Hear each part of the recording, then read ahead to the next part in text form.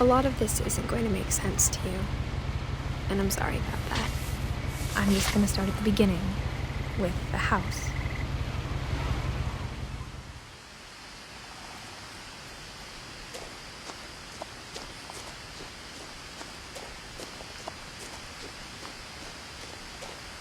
I lived here until I was 11, but I wasn't allowed inside half the rooms.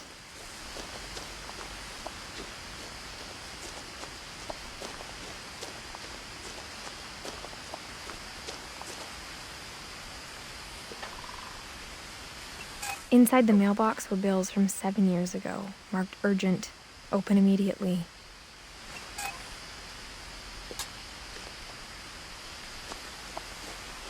I hadn't been back since my brother Lewis's funeral.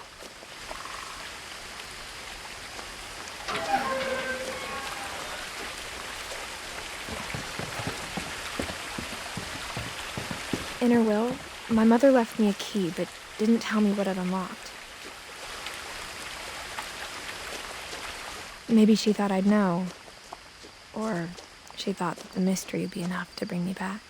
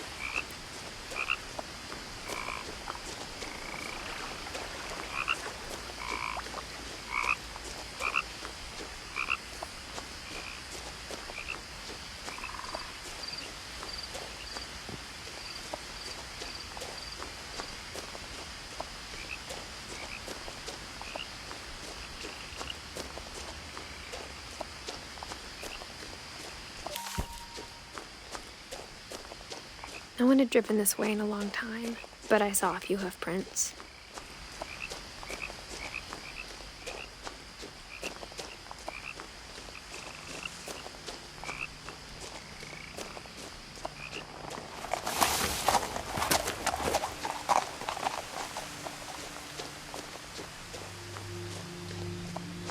The truth is, even after I inherited the house, I never thought I'd come back to it. But now I had questions about my family that only the house knew the answers to.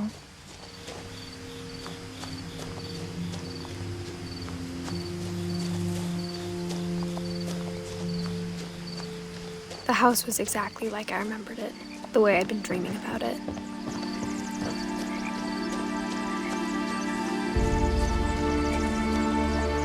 As a child, the house made me uncomfortable in a way I couldn't put into words.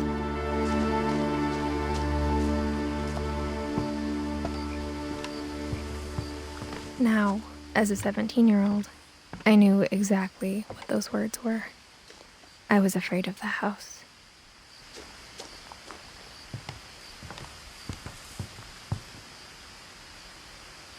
I hoped the key might unlock the front door. It didn't.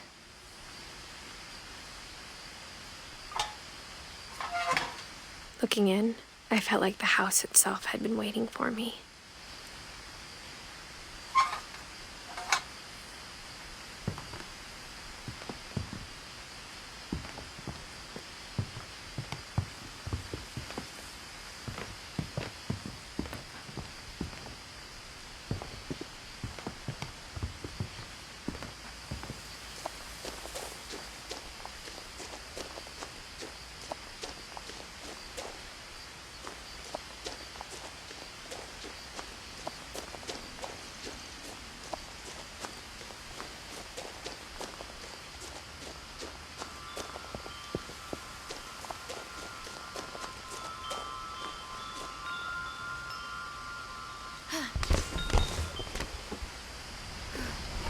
Crawling through the doggy door used to be a lot easier when I was 11.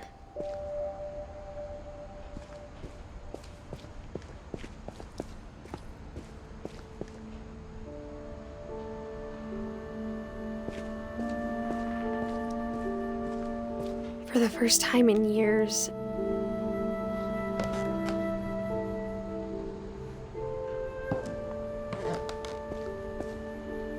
the power had been turned off the night we left.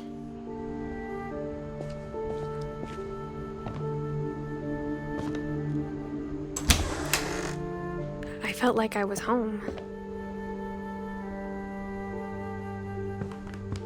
But instead of a family, there were just memories of one.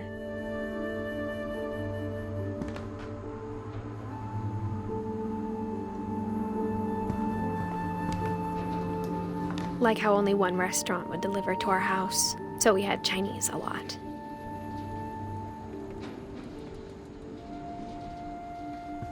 Or how after Louis started working at the cannery, we all got sick of eating salmon. Except our cat, Molly.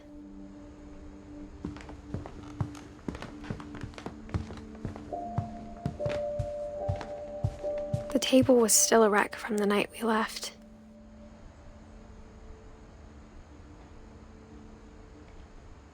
It was like a bomb had gone off, killing everyone but sparing the furniture. Nothing in the house looked abnormal.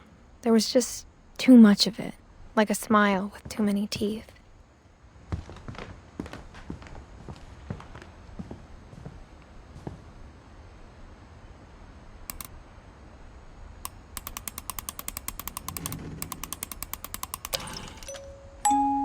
Great-Grandpa Sven built a music box for Barbara, along with the rest of the house.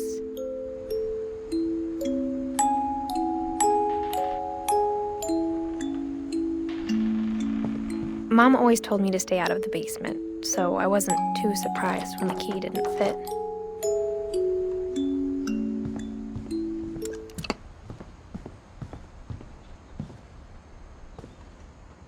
After Milton disappeared, Mom sealed up all the bedrooms.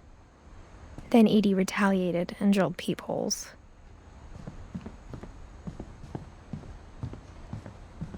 I spent a lot of time playing in Great Uncle Walter's room. I think my mom sometimes regretted not sealing it up. Louis told me there were secret passages, but I never believed him.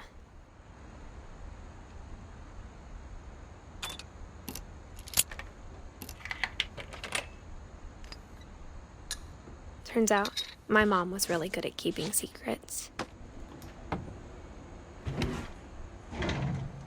Now it was time to find out what my mom had been afraid of.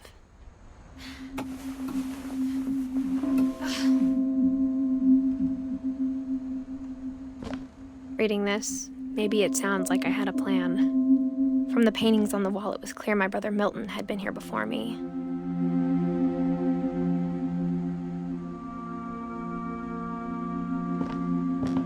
But I had no idea what was behind that door.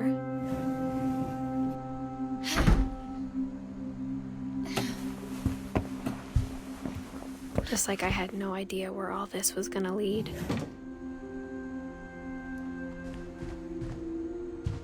I grew up looking at Molly's room through the peephole. Molly's gerbil had a tiny bedroom with its own even tinier gerbil cage.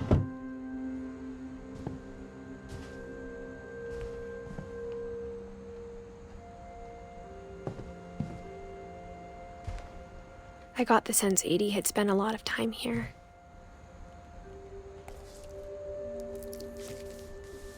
December 13th, 1947. Dear Diary, I'll be gone soon, but I wanted to tell somebody about what's gonna happen. It started when Mom sent me to bed without dinner. I woke up and I was starving, so I looked around for something to eat. My Halloween candy was all gone.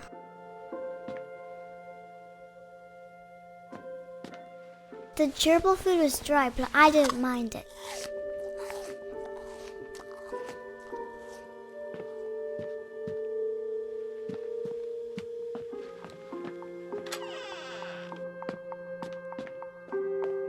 I kept eating and eating.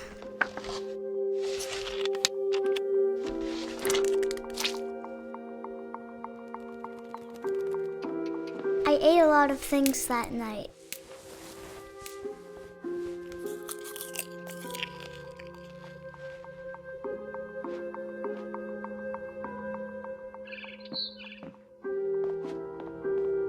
I heard chirping outside my window. It was a barn swallow going back to her nest. I reached out for her.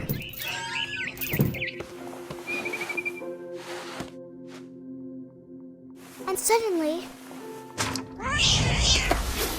I was a cat.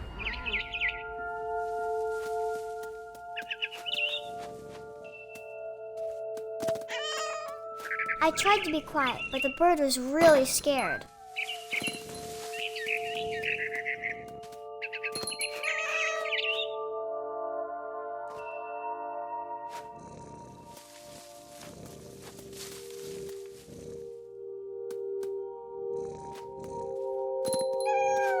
Mom and Dad didn't even look at me.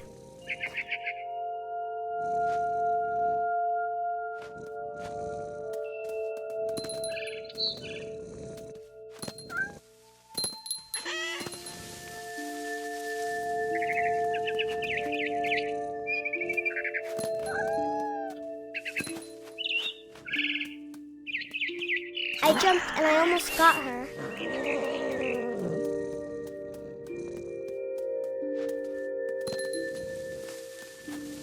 I could tell she was getting really tired.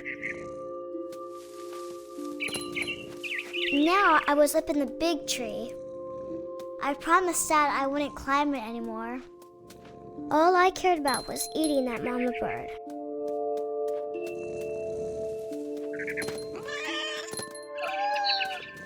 I gobbled her up.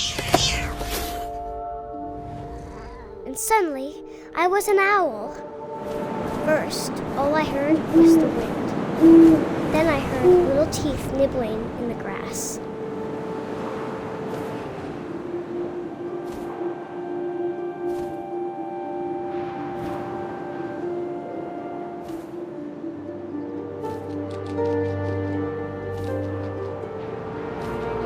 Rabbits.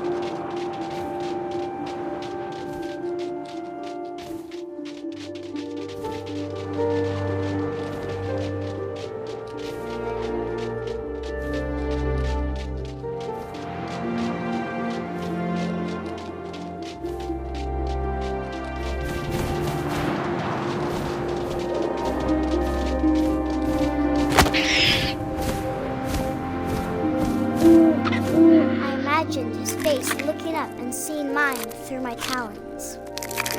I swallowed him up, and I didn't chew one bit. Then I flew off to find something bigger.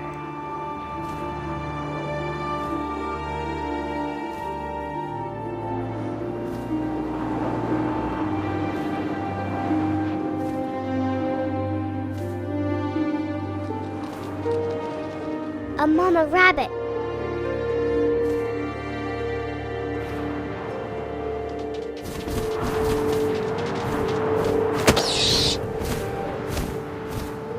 She was almost too big to carry.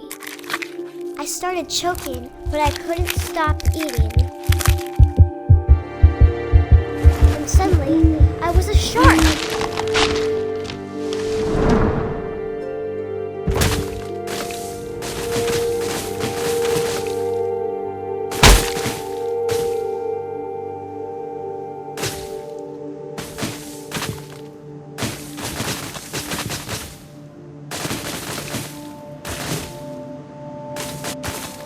I rolled off a cliff and into the ocean. Now, I was hungrier than ever.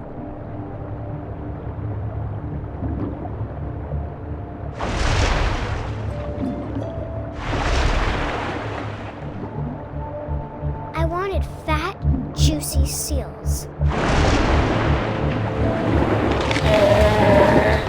I tore off her flipper, and it tasted really good.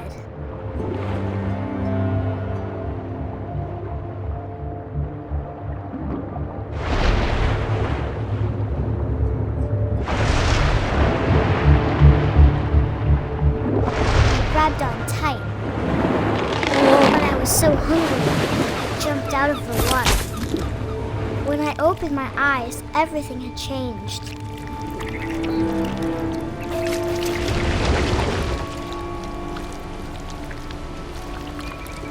Now I was a monster, and I smelled people everywhere.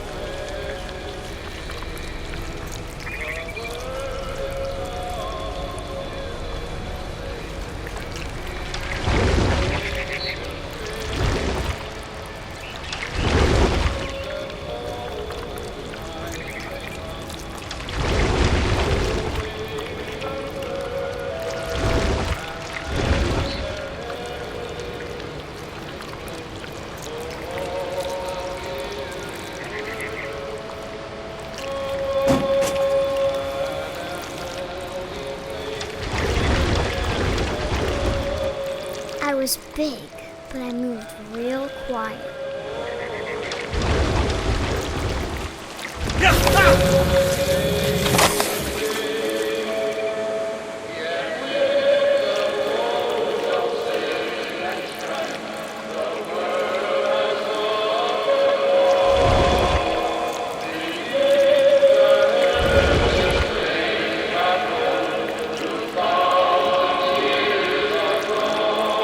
I wanted to stop, but also I didn't.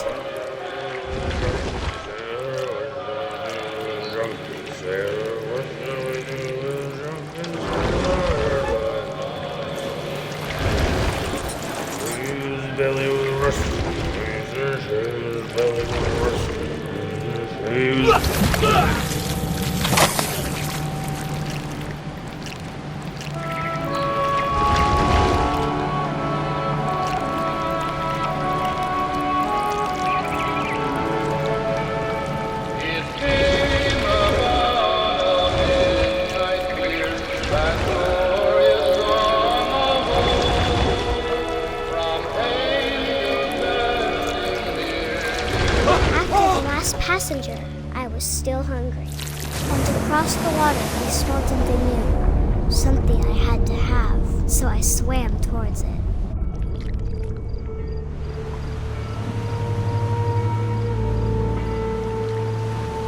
I slithered onto the sand, and the good smell went into an old pipe.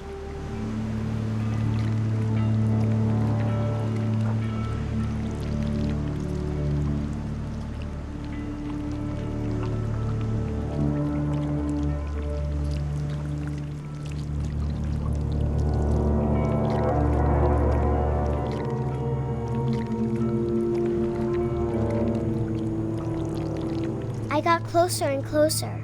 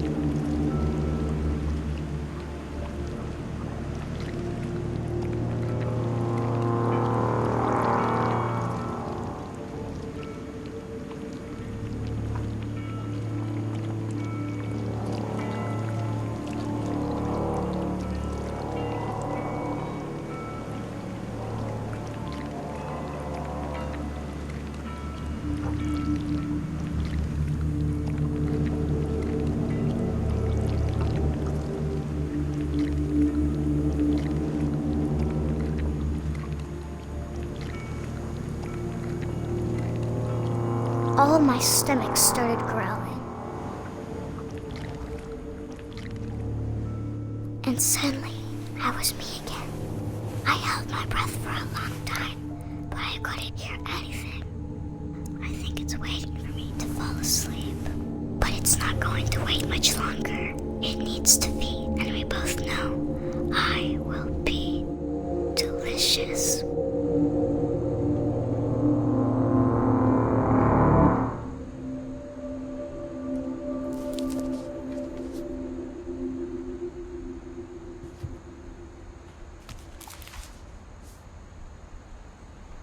I'm not sure if I believed all of that, but I'm sure Edie would have.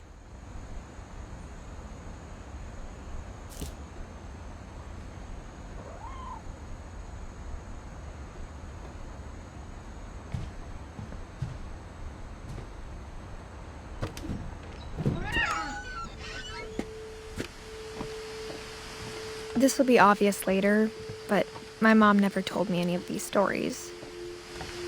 Edie would have, but Mom didn't like bringing up the past. Though, when we adopted a stray kitten, she was the one who named it Molly. I spent a lot of time in Great-Grandma Edie's room.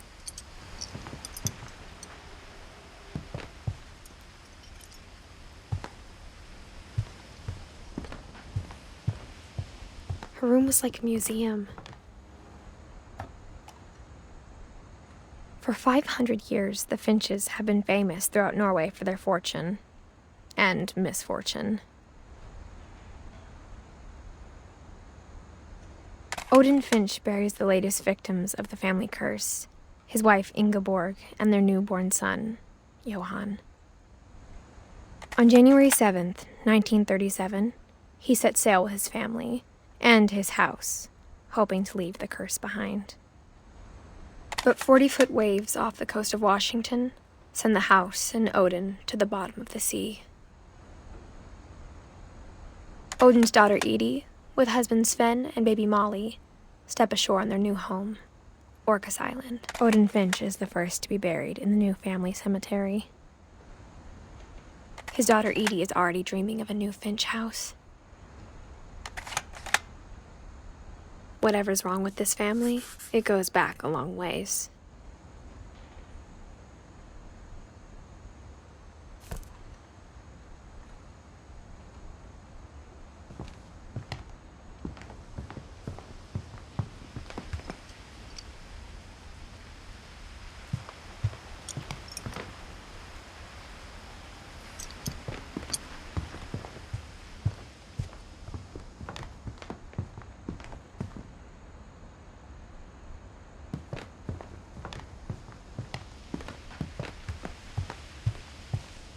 Even in her 90s, sometimes Edie seemed a lot younger than my mother.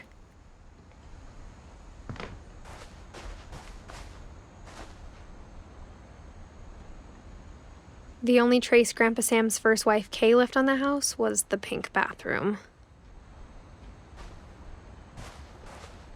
It was a pretty big trace.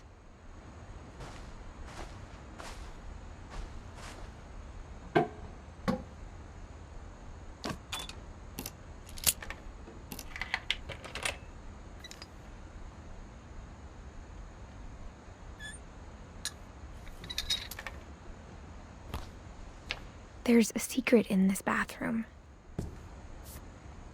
It's in the last place you would look. It isn't in the cupboard. It's hidden in this book.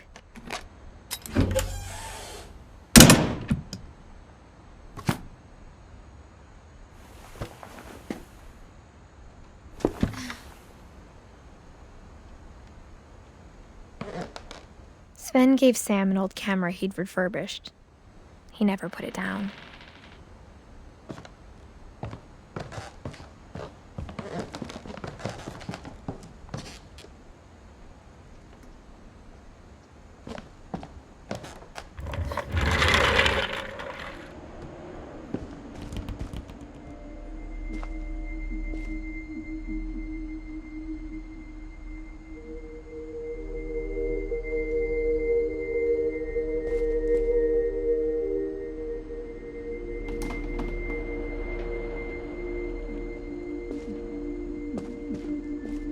I knew Grandpa Sam had a twin, and that he never talked about him. I guess my grandpa didn't like history any more than my mom did.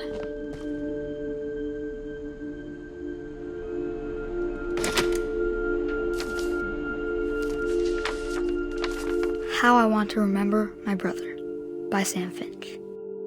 The thing I remember is that when he made up his mind, that was it.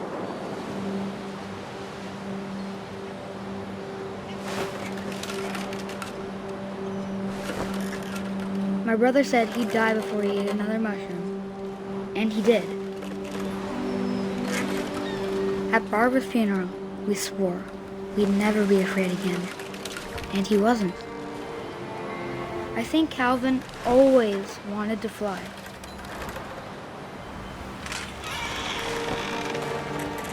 Sam! Calvin! Dinner's ready! Coming! But that day, he finally made up his mind to do it. I told him going around was impossible. Maybe if I hadn't said that, Calvin! I'm not gonna tell you again! maybe if the wind hadn't picked up, then maybe he'd still be here. But I doubt it. I think he'd already made up his mind.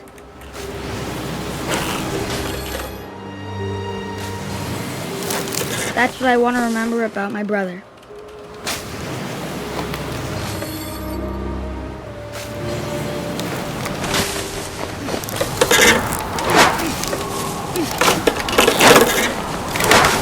The day he made up his mind to fly. And he did.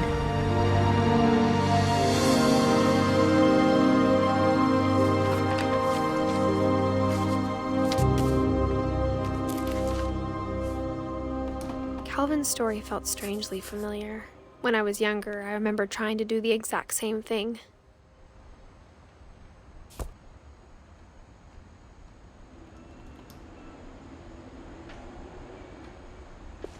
After the funeral, Edie roped off Calvin's half of the room.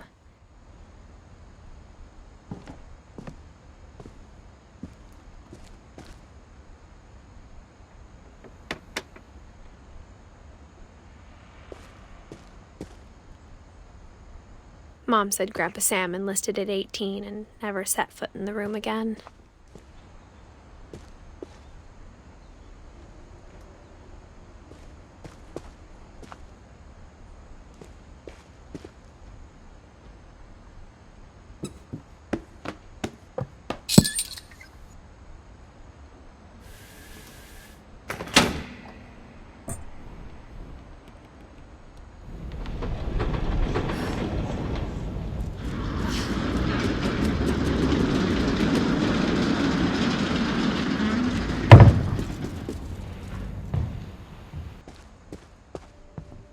The passages were a pretty tight fit.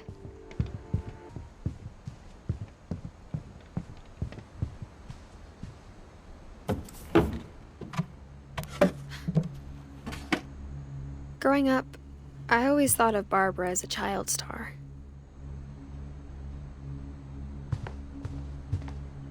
I never thought about how hard it must have been for her afterwards.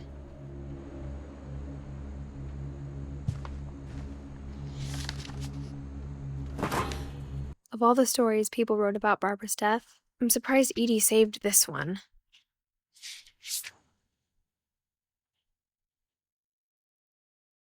Old Jack here with another ghastly tale inspired by America's most unfortunate family. I'm calling it The Surprise Ending of Barbara Finch. As a child star, Barbara was famous for her scream. Now at 16, she was all washed up. A has-been.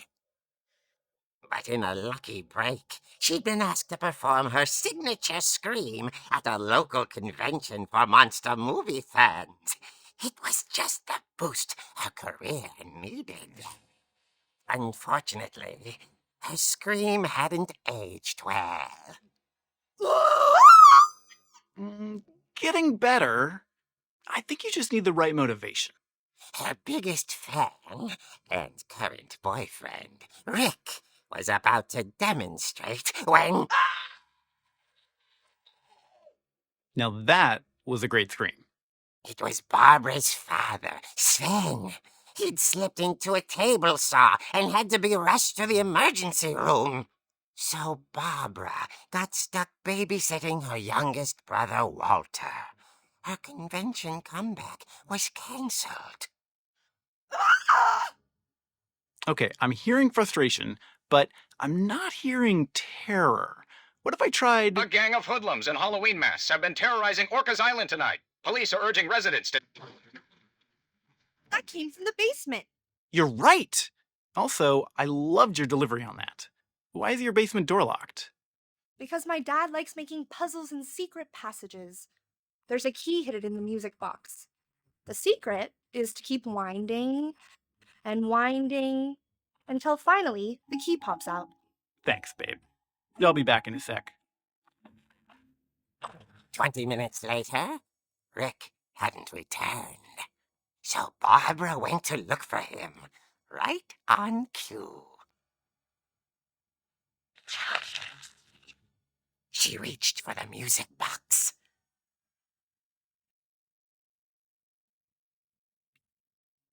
And as she wound the key, she listened for Rick, but the house was silent.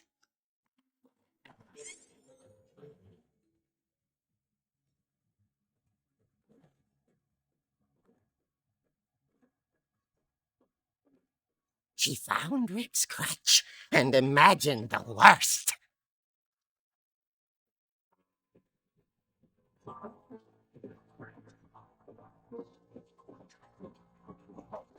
The gang's leader is the infamous Hookman killer, Dr. Carl Hamill, who impaled and then ate his family 10 years ago tonight. The old ridge rattled and grew still. Oh dear! Oh! Barb, relax. I was just trying to scare you to help you find your scream. Well, I'm not scared, Rick. I'm furious. Then act furious. All I'm getting from you now is that you're hurt and confused and... She threw him out, but she kept a little something to remember him by. Barb, have you seen my other crutch? And she was still holding it when she fell asleep watching the late picture show. Hours later... Barbara! Walter, what's going on up there? Ah! Okay, I'm coming up, but if this is a trick, we're dead, Walter.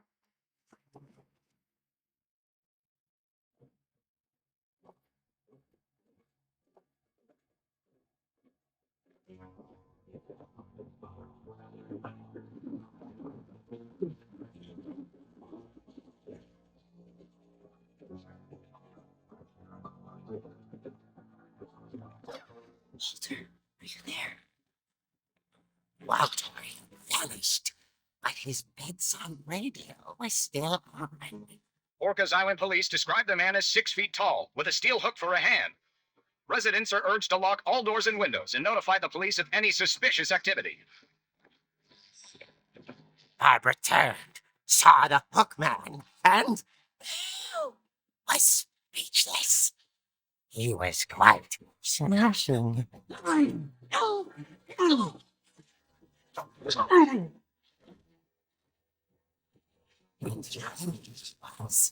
he couldn't get enough of Barbara. Okay, Barbara, there's got to be another way out of here.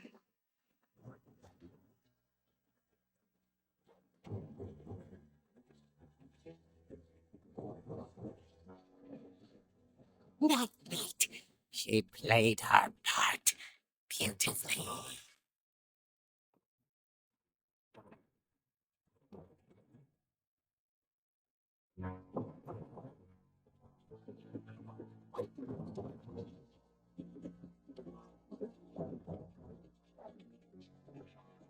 Wally's door hadn't been locked in years. The hinges groan.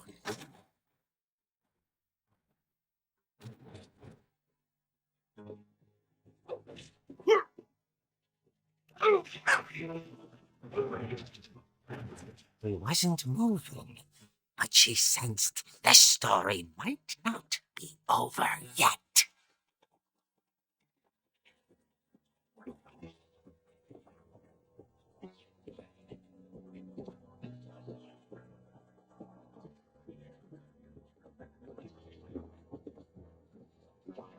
The hookman had vanished. She listened for his breathing, but all she heard was...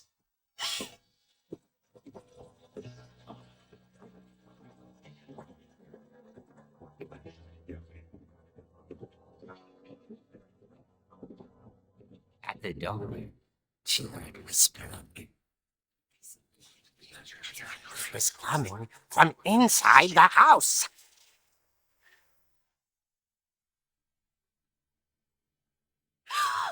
Oh dear.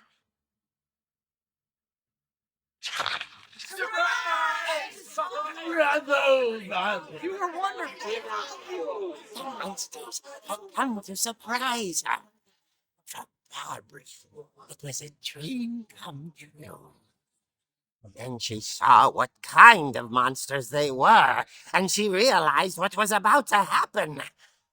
She was going to be famous. And with her final breath, Barbara Finch gave the performance of her life.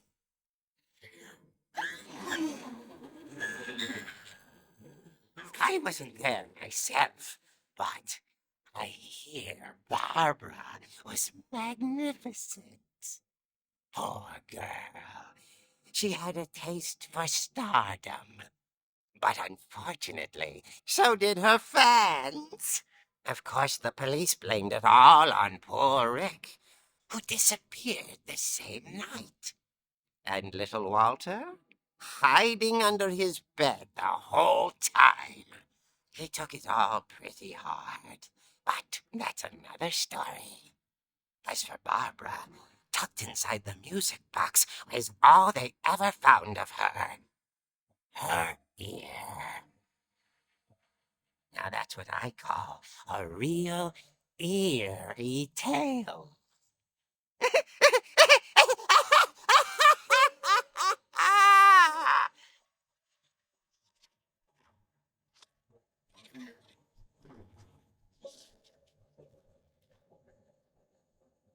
Edie told me all Barbara wanted was to be remembered, as absurd as that comic was.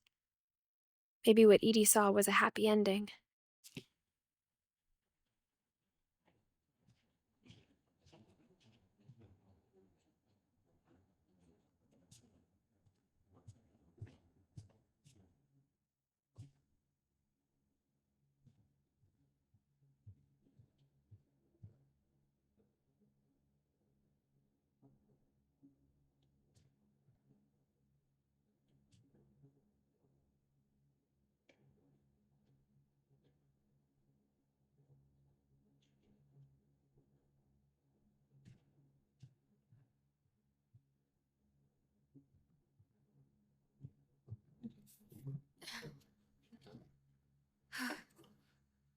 I guess now I know why Mom didn't like me playing with the music box.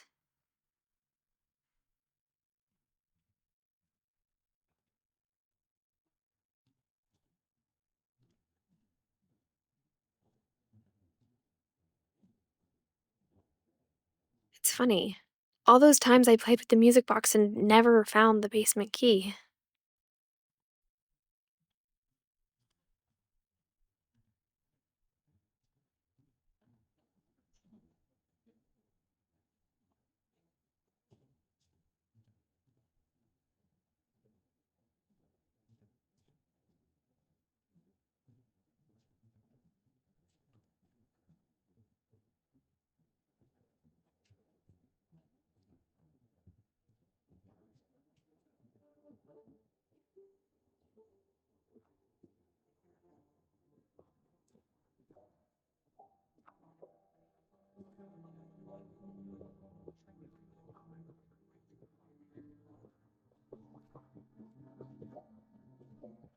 I wonder if that comic was right about there being a key inside the music box near the basement.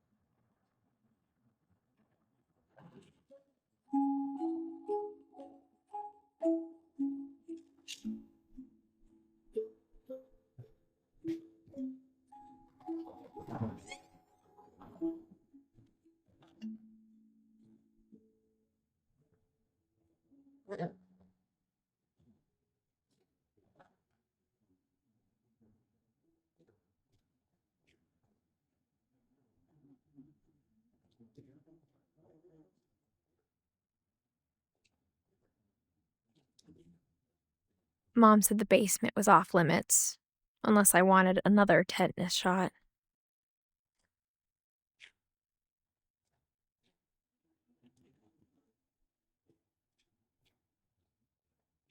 I saw Edie sneak down to the basement once, carrying packages. I thought maybe she was hiding presents.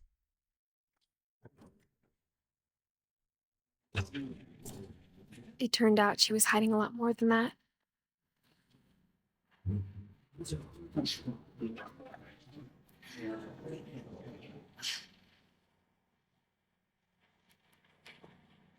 I remember asking Mom once about where Walter had gone.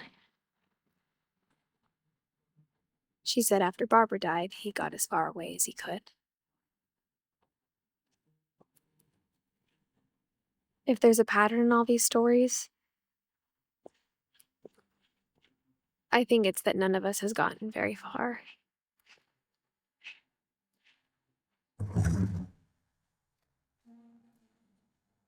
Goodbye, everyone. I can't believe I've been down here for 30 years.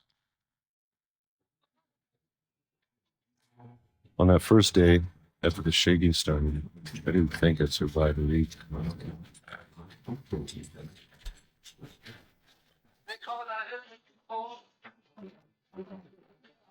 But after a few days, I settled into a routine. That's what kept me sane. Having a schedule, living for today. I always expected to be dead tomorrow.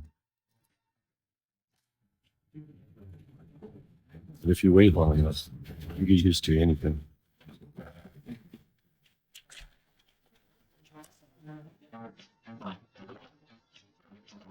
Even a monster on the other side of the door starts to feel normal. Almost friendly.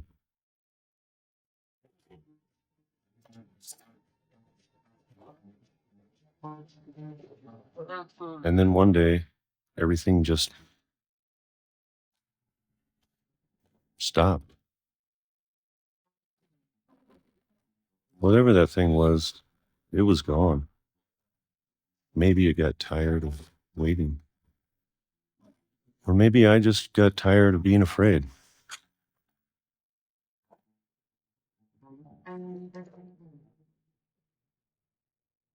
It's been a week now, the longest in 30 years. I'm done waiting. I have to leave while I still can.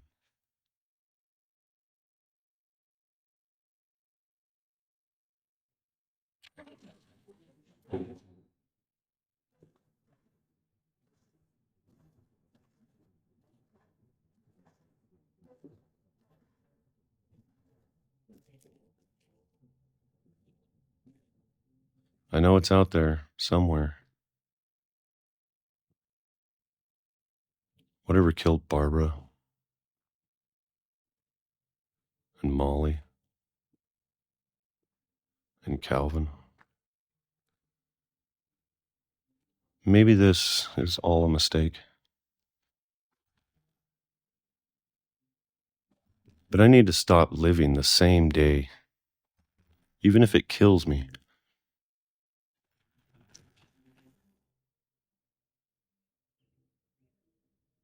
Whatever's out there, I want you to know I'm ready for it. I'm going to appreciate all of it, especially the food. I don't mind if I only have a year left, or a month, or a single week. I'd be happy with one new day.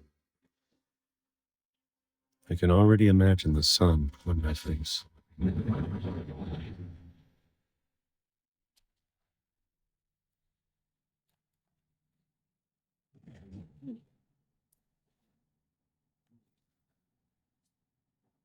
Walter died when I was 6.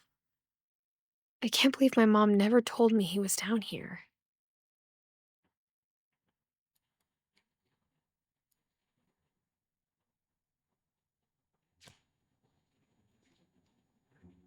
I'm sure my mom was trying to protect me.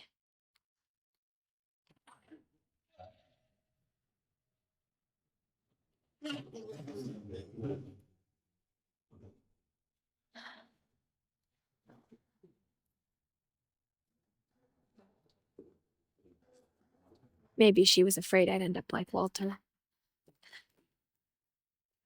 But if she never told me about an uncle under the house, I can only imagine what else she was hiding. I don't want to make the same mistakes she made, trying to bury something that's still alive. Now that there's only one of us left, or maybe 2, I thought it was time I heard the stories for myself and found out what happened to everyone else. But now I'm worried the stories themselves might be the problem. Maybe we believed so much in a family curse, we made it real.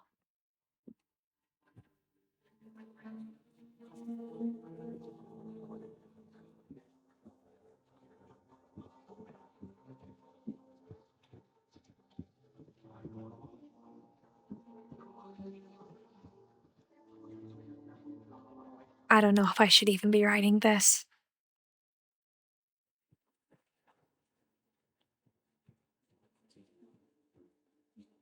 Maybe it'd be better if all this just died with me.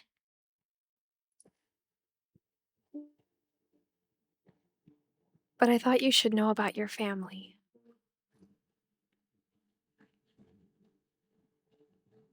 And the history you're a part of.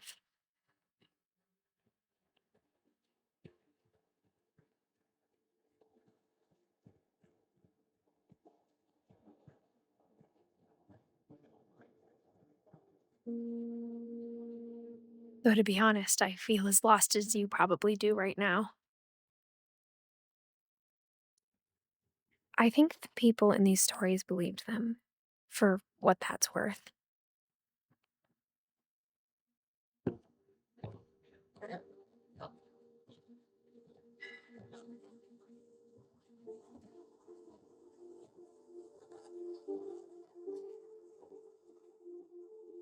And when you look at the house, that history of imagination and stubbornness and madness, any of it seems possible.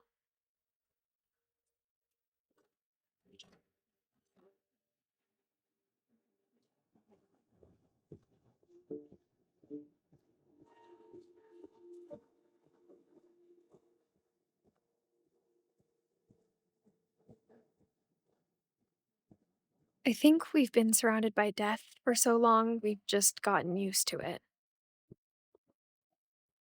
What kind of family finishes building a cemetery before starting the house?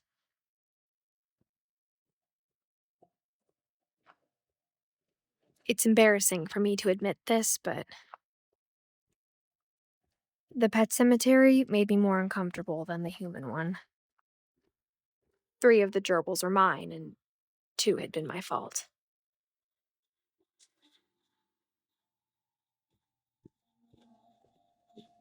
Sven built the house, but it was Edie who designed the cemetery.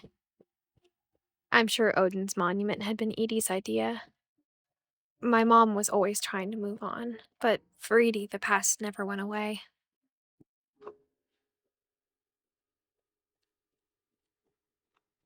She could see it poking out of the water at low tide.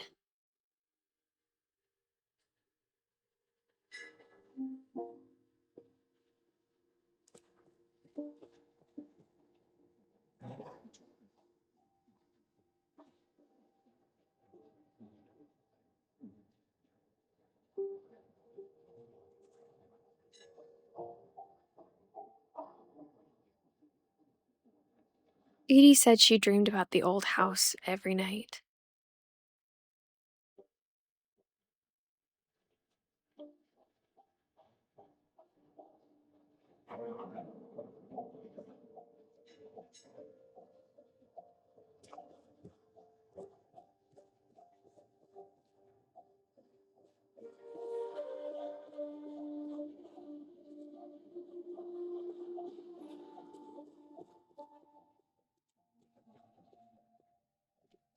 Edie's side was always easier for me to understand.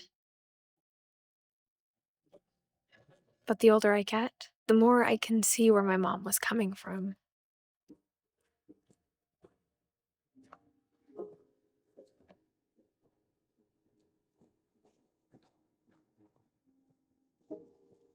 There's so many things I wish I could ask my mom now. Part of me thinks this is what she wanted all along. For me to come back someday and find everything out for myself.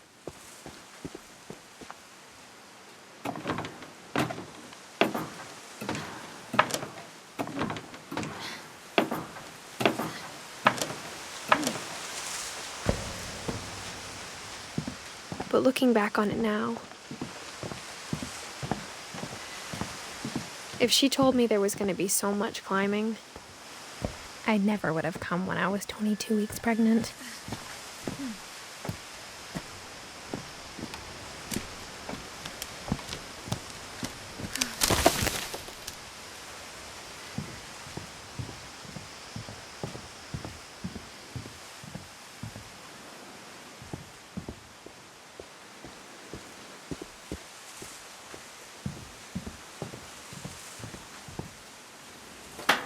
I never met Grandpa Sam, but I think he and my mom had a lot in common.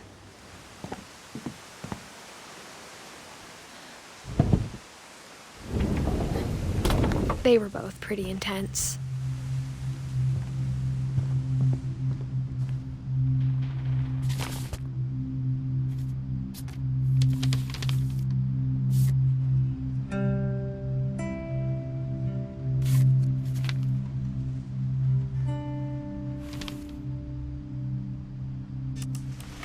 Dawn, I promise, you'll never forget this weekend.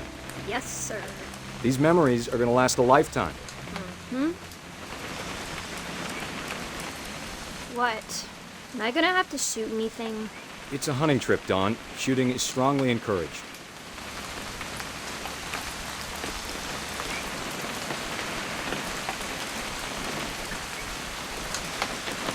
It's too early, Dad. Okay.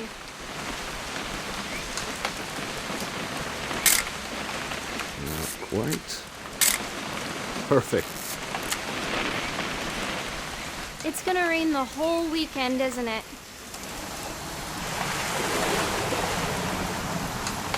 Please just take the damn picture. Hey, language. Did you want to get a picture of me or what? I will never forget this weekend, Dad. That's the spirit. Okay, got it. I'm gonna take some pictures, okay? Just be careful. That camera's older than you are.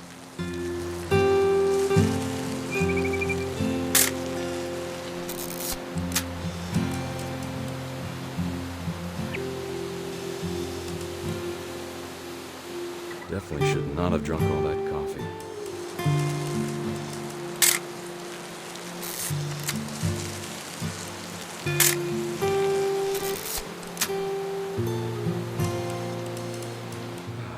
nothing quite like being outside.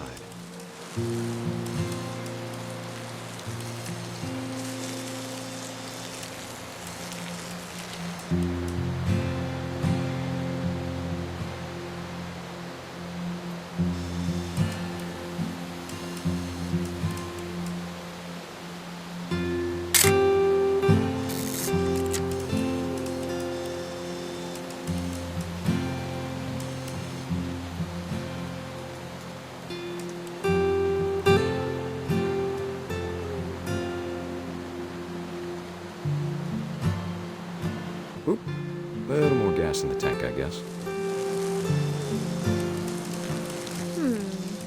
Hold still while I take a picture of you. I definitely won't be moving. Hey! That's a keeper. I'm just saying, I'm not always gonna be here, Don. You'll need to remember this stuff, if you want to survive. I'll be fine, Dad. You know who else thought he was gonna be fine? Some guy who died. Don, I'm being serious. I know, Dad. You're always serious. Doesn't being out here make you want to chill out? Well, to tell you the truth, I haven't been out here in 20 years.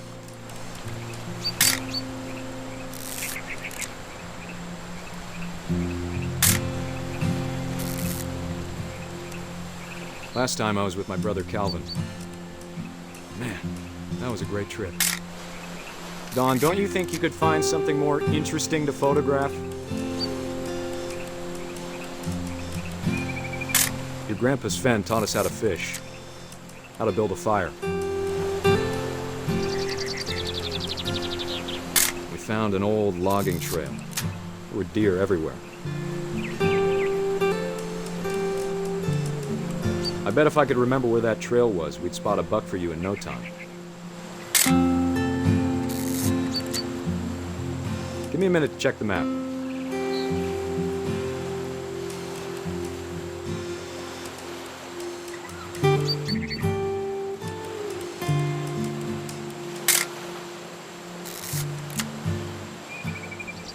Let's see.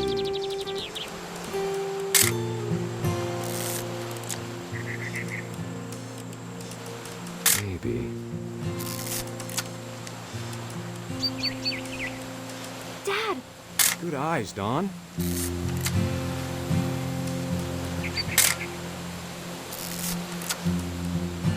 Before you take the shot, let me get a picture of you. Dad, I... Just breathe. Turn up. Let me get behind you. Do I have to do this? Don, you don't have to do anything. But if you want to survive, you'll need to be strong. Great shot, Don!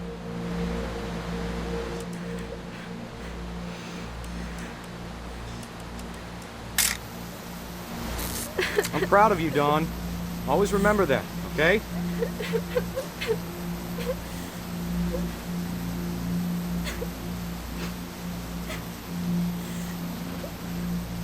Sorry, Don. Just gotta reset the timer.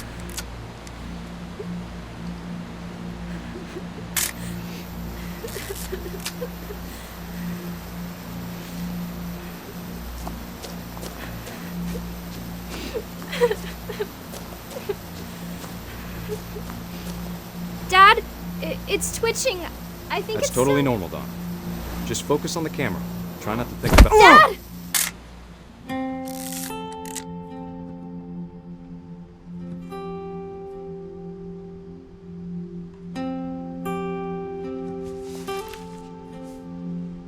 Of all these stories, that's the one I wish most that my mom had told me.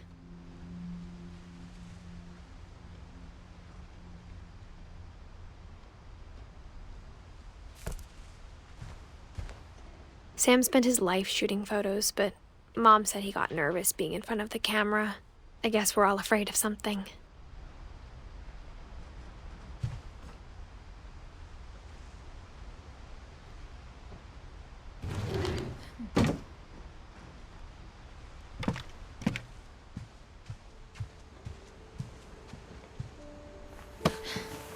After Sam died, my mom and Edie got really close.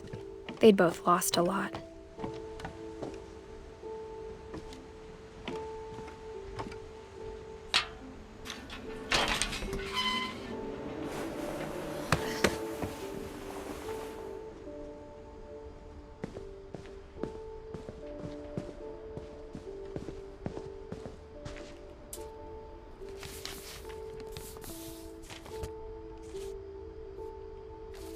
Dear Kay, do you remember the way Gregory used to laugh when he thought he was alone?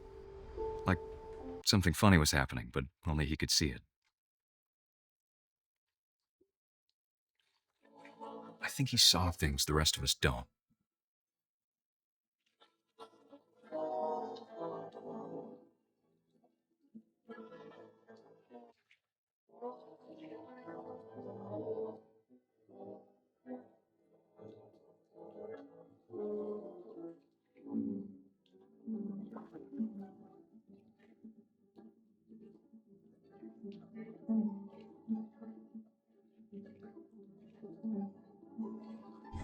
It's over, Gregory. It's time to... Hold on, sweetie. Hello? Sam, I told you I don't want to talk right now.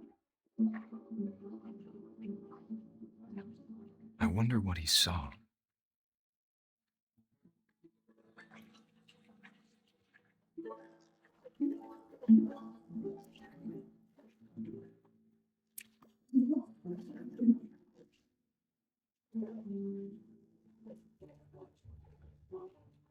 What his world was like. He reminded me so much of Calvin. Lost in his imagination.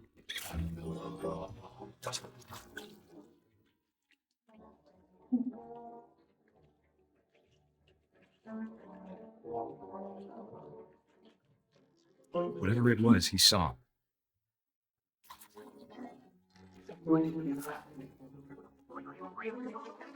Sure made him happy.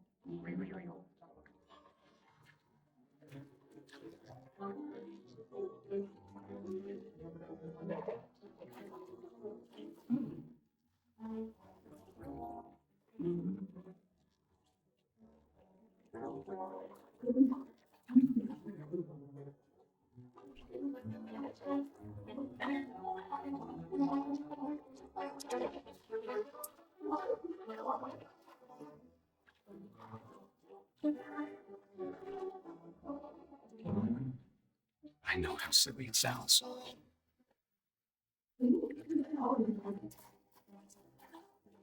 But I worried about a baby being too happy.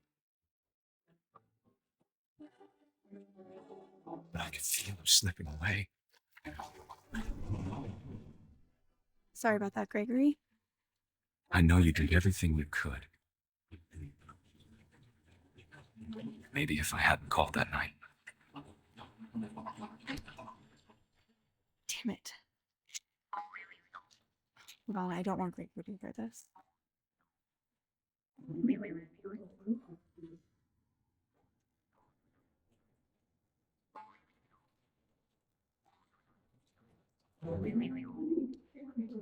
She could have told us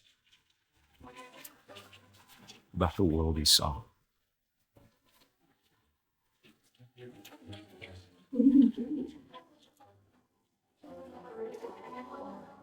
There's so much I don't understand about Gregory. About everything.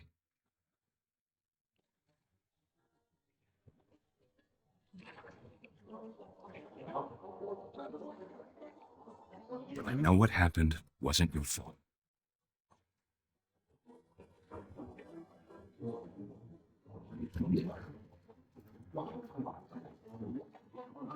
I'm sure he's happy. And he'd want you to be happy too. Good luck, Kay. Love, Sam.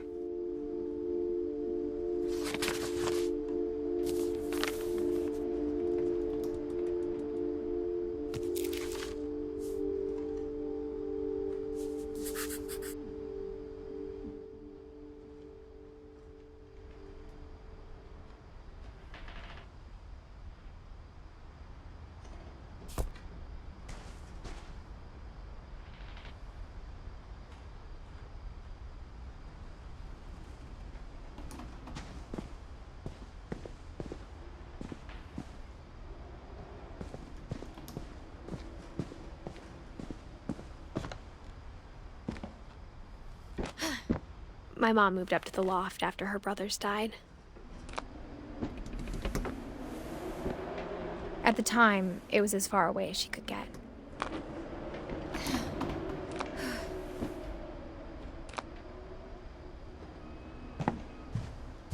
I can't imagine what it was like for her to lose 2 sons after she'd already lost 2 brothers.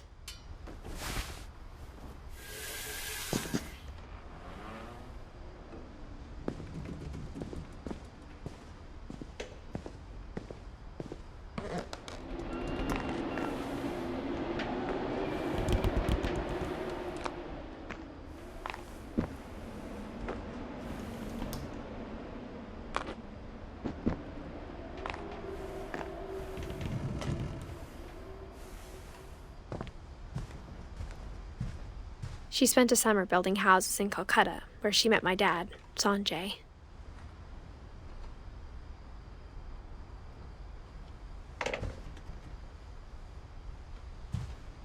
Religion was another thing my mom never talked about, but I think it helped her a lot after her dad died.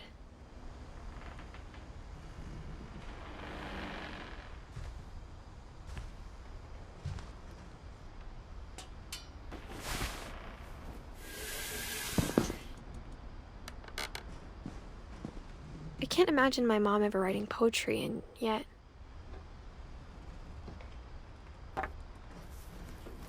A poem for Gus, who always said the wedding was a bad idea. Our father never hit us kids, at least not very hard, before the day my brother said with teenage disregard that he'd be dead before he'd see a wedding in our yard.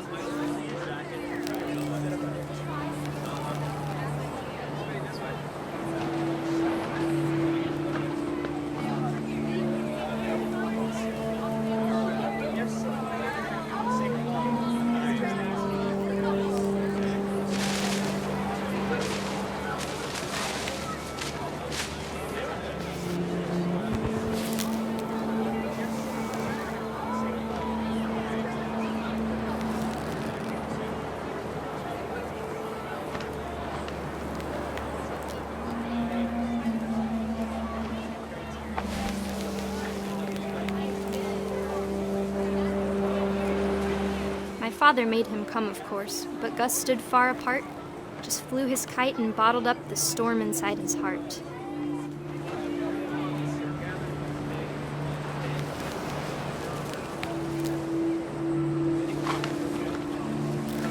I tried to talk him out of it, but though he'd never met her, "We don't need a stepmom," were the words that I now pronounce you husband and wife. You may kiss the bride.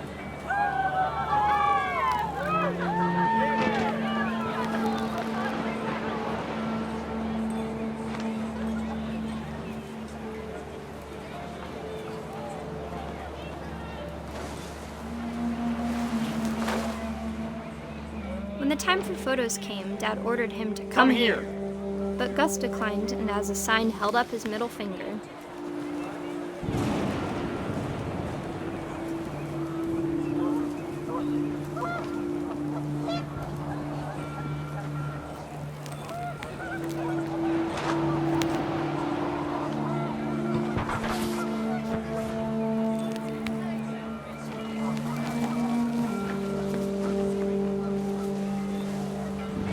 The wind picked up, and panicked geese appeared and quickly went. But all the humans did that day was go inside the tent.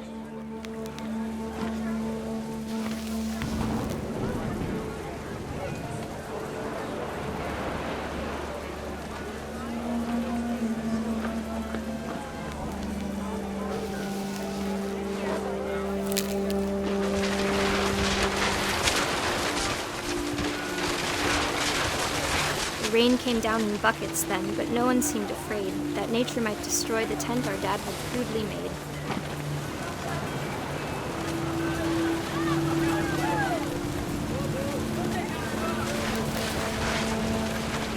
The thunder sounded much too close and full of angry power, but all my father said to this was, "Make the music louder."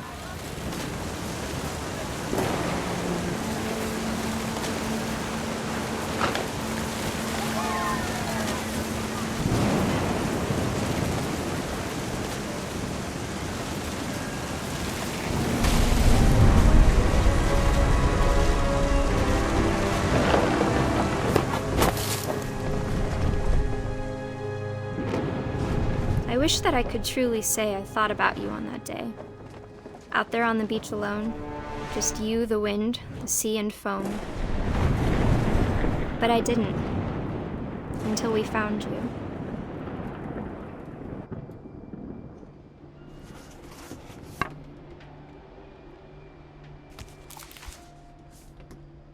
She never talked about him, but Mom told me once if I was a boy, they were going to name me Gus.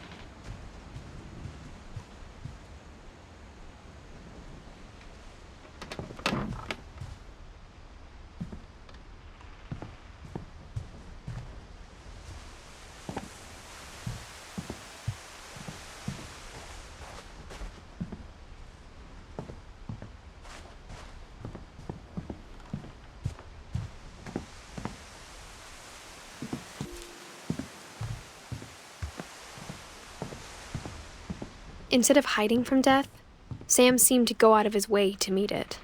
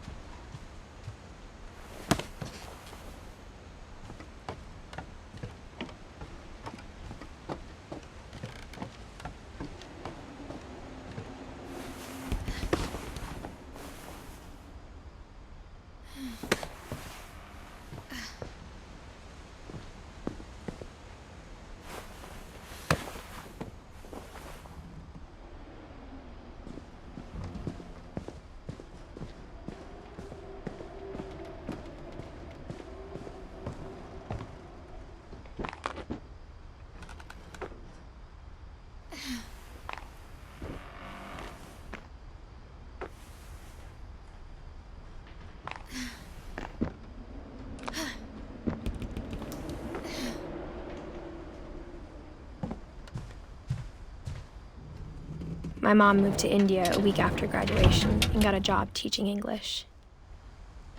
Lewis was born a year later.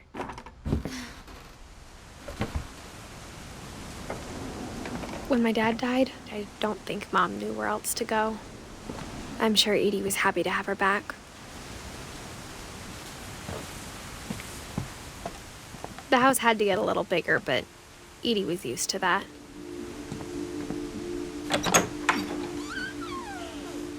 And for a while, things were good, almost normal.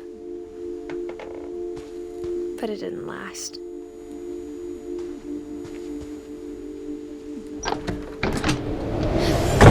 The beginning of the end was Milton's 10th birthday, when Edie gave him a castle.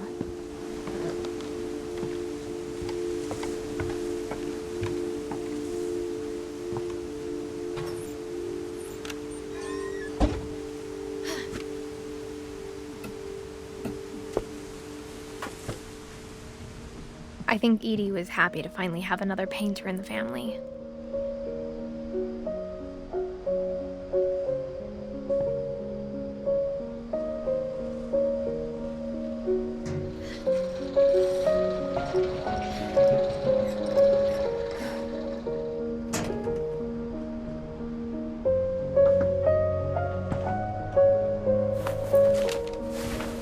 Milton Finch in The Magic Paintbrush.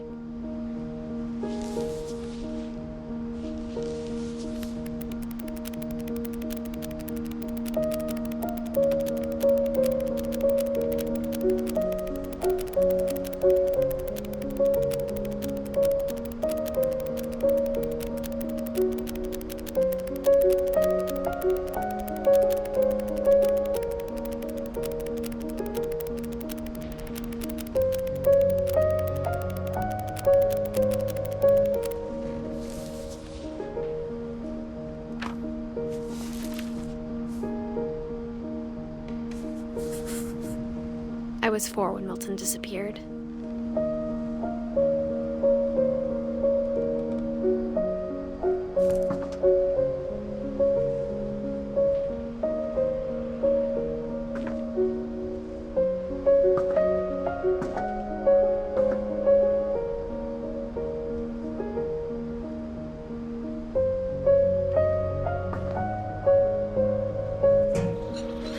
Mom spent months searching for my brother. Then she sealed the doors.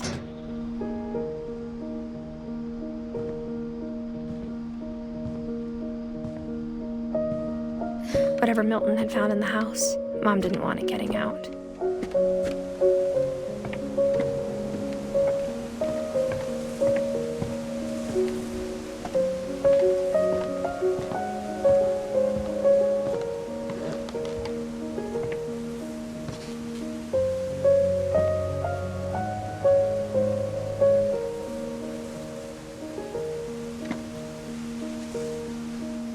Mom definitely blamed Edie, but I think Louis blamed himself. After he graduated, he just spent more and more time in his room, until Mom got him a job at the cannery.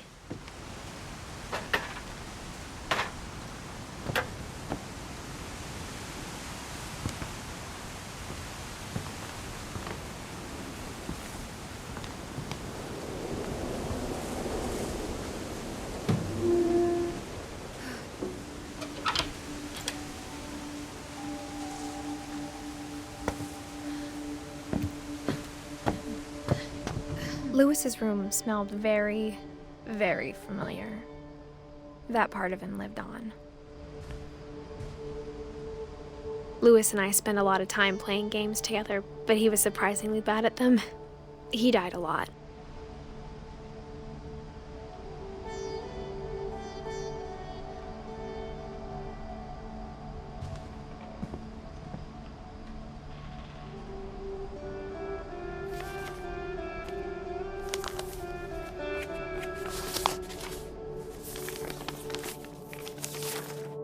Dear Mrs. Finch, as Louis's psychiatrist, I can understand your desire for an explanation.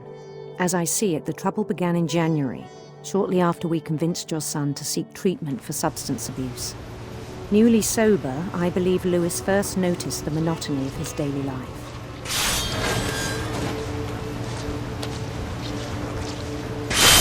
He kept working at the cannery, but he withdrew part of himself. In our sessions, I saw the same behavior. His mind began to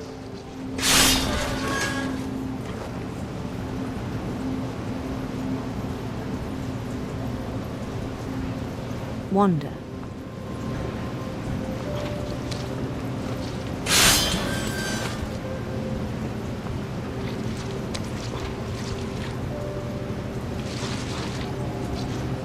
I asked him to describe it. He said he started small, imagining a labyrinth. He'd feel his way about.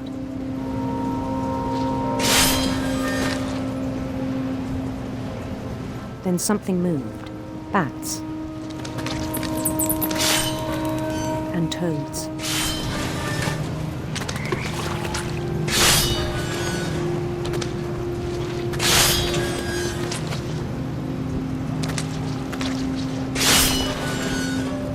Things that have not names. He knew it was all in his head.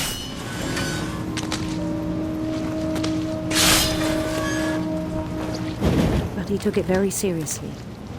I had hoped he'd find himself.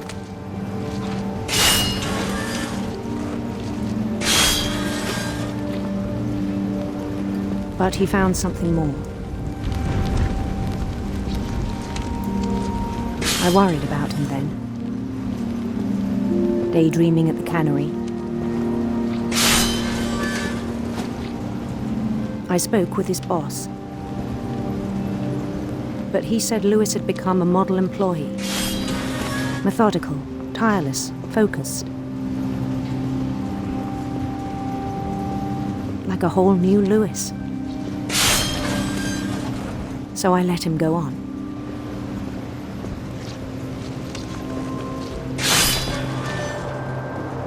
I even encouraged him. It seemed very promising at first. He told me he'd made a new friend.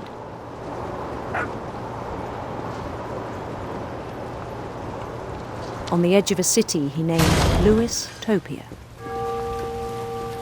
He built the city up slowly, brick by brick.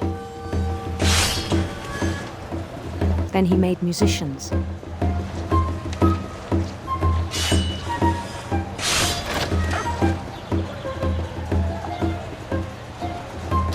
And songs for them to play. He talked about starting a band. And he was always humming something. Every day his imagination grew stronger.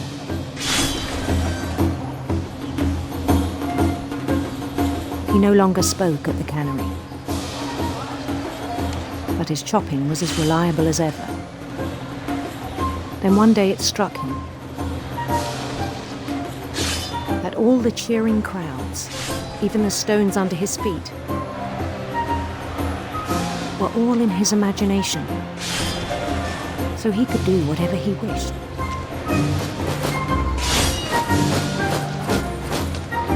He held an election for mayor,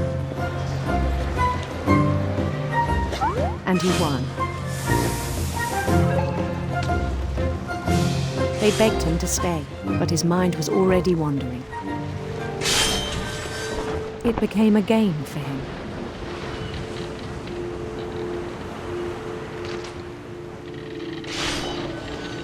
He'd conquer a city, then immediately push on.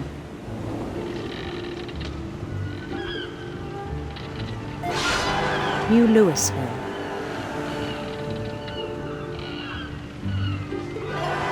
St. Louis. He started drifting away from our reality.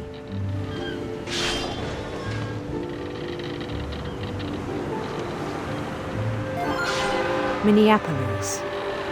Until one day he forgot to go home from the cannery. Even as his mother pleaded with him, part of Louis kept sailing on.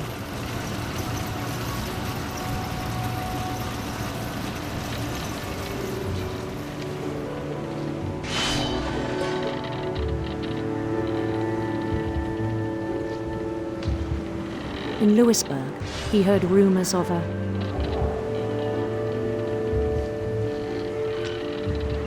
handsome queen.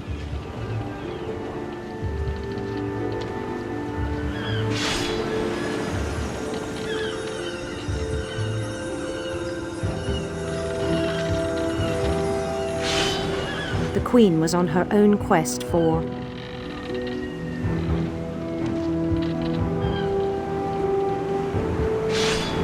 radiant rainbows.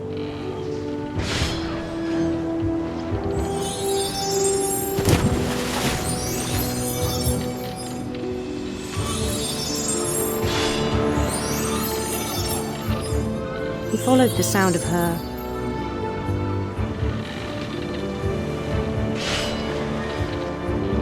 silver harp.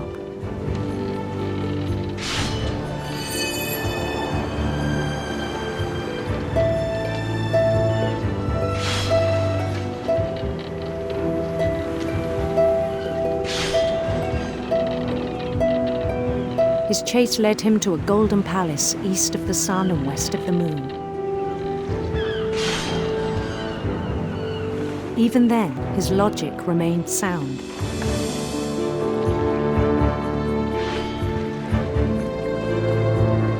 He knew the world was all in his imagination.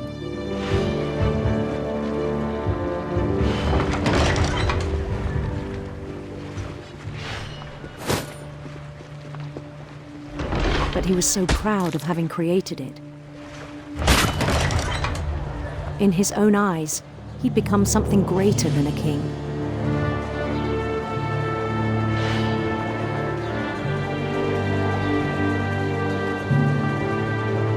For someone who'd never known success in the real world, I think it was overwhelming. And then it struck him that the real Lewis was not the one chopping salmon, but the one climbing the steps of a golden palace.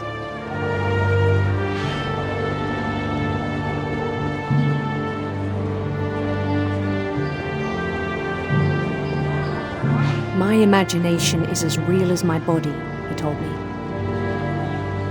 It was hard to argue with him.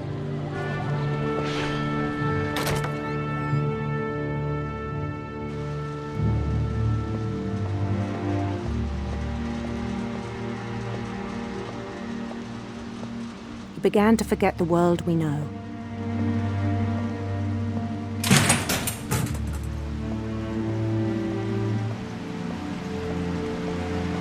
I think it pained him to remember Lewis, the cannery worker.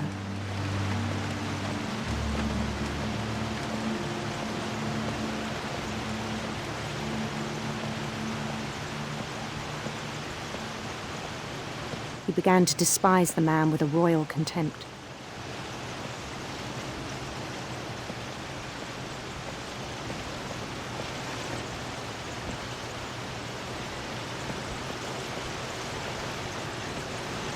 I still thought I could save him. Even after he said he was being crowned king over all the lands of wonder.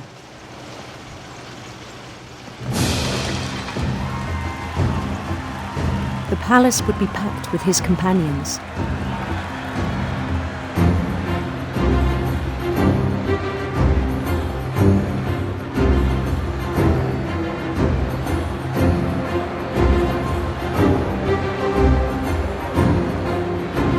Including the wise Calico who'd insisted on advising him.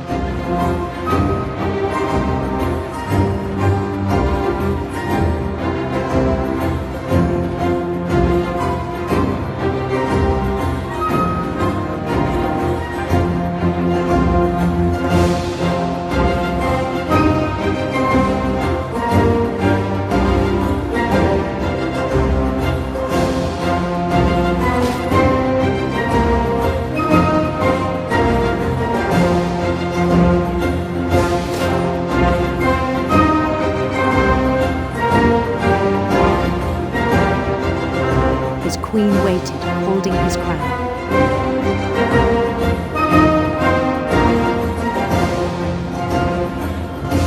There was only one thing left to do.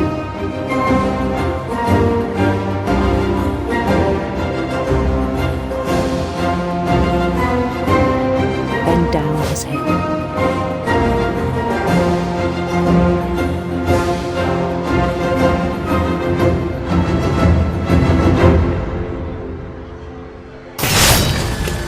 I think you know. Mrs. Finch, your son was a kind man who will be missed by all of us who knew him.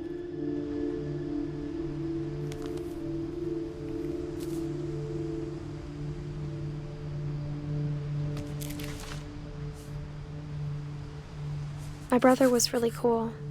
I wish you could have met him.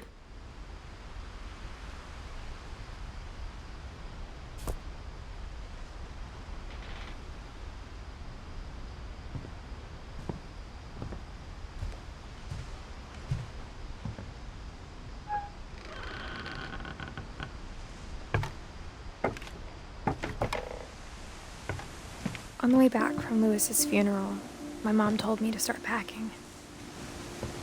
She waited until the day before we left to tell Edie.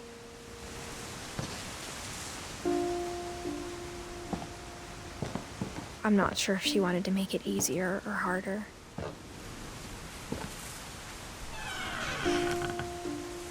I wish we'd stayed. But I understand why we left.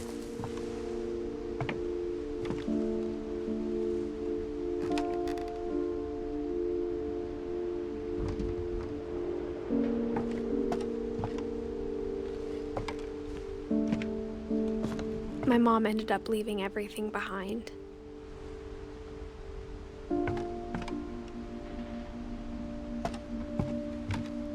What happened that night had been coming for a long time. Maybe it should have come sooner.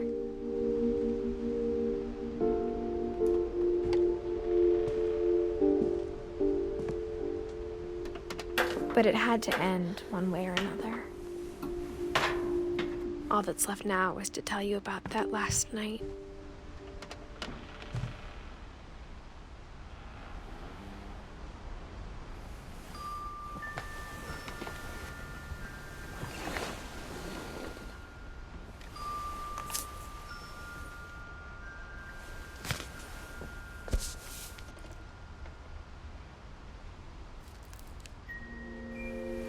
That whole last day, Edie just watched us pack and didn't say a word.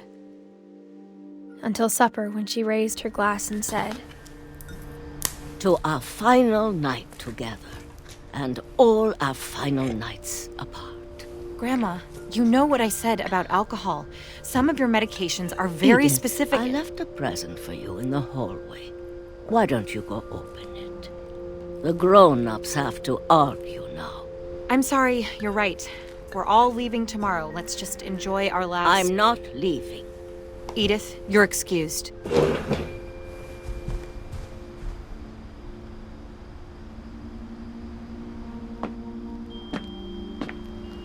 The power had been shut off that morning, but Edie always had plenty of candles.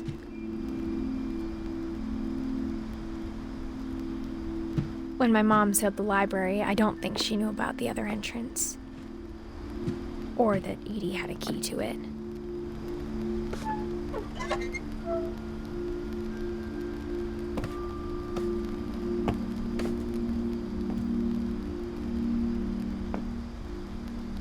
The thing you're afraid of isn't going to end when you leave the house.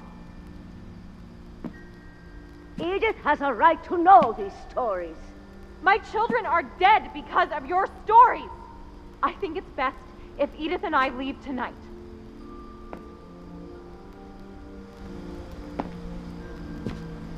We'll have the nursing home send a van for you in the morning, okay?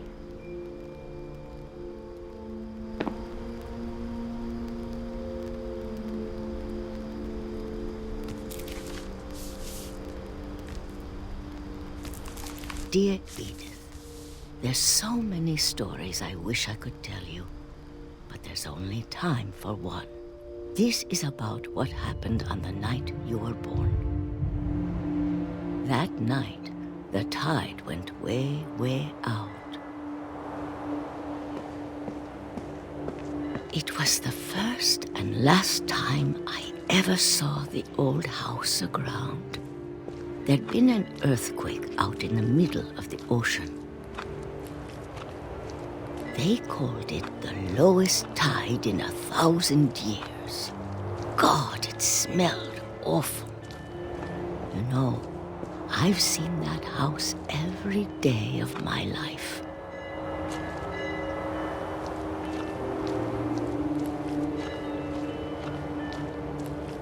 But I never thought I'd go back to it.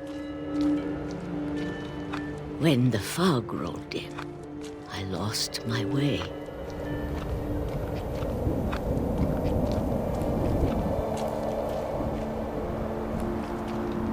I got turned around.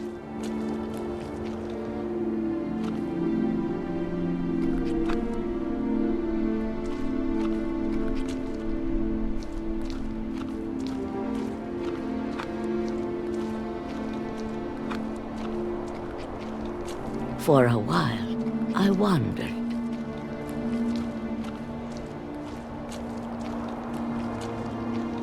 I started seeing things.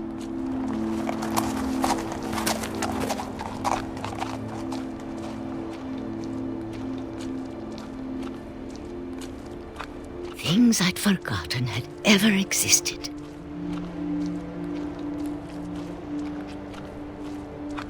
But when I saw them, they felt like old friends.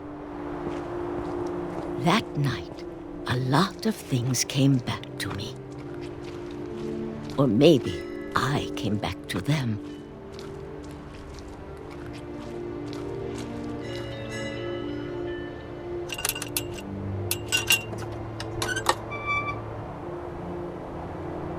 Things I can't explain, but that I need you to try and... Edith, what are you doing in here?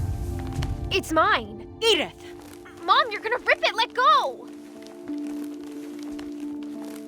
I kicked and screamed, but Mom dragged me to the car. I never saw Great-Grandma Edie again. The next morning, the van came to pick her up, but she was already gone. After that, we moved around a lot.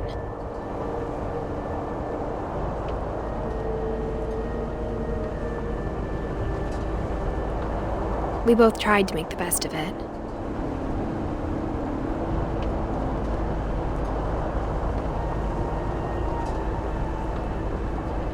A few years went by.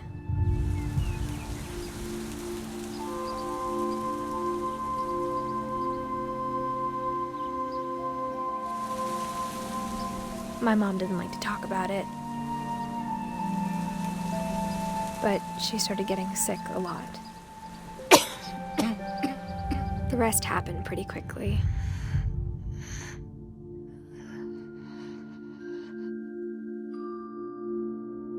She got better for a while, and then she didn't. And then I was alone.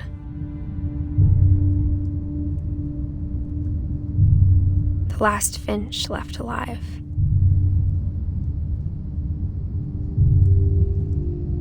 Until I found out about you.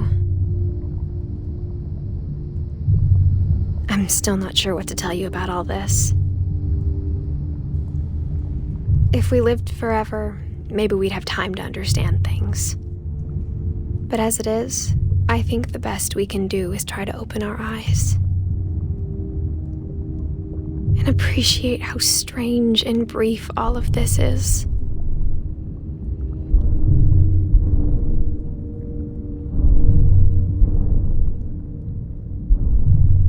This journal was supposed to be for you.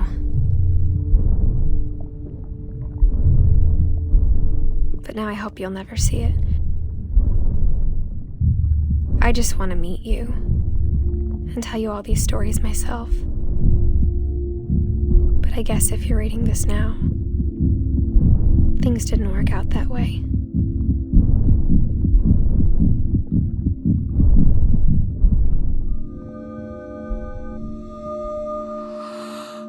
This is where your story begins. I'm sorry I won't be there to see it. It's a lot to ask, but I don't want you to be sad that I'm gone. I want you to be amazed that any of us ever had a chance to be here at all. Good luck.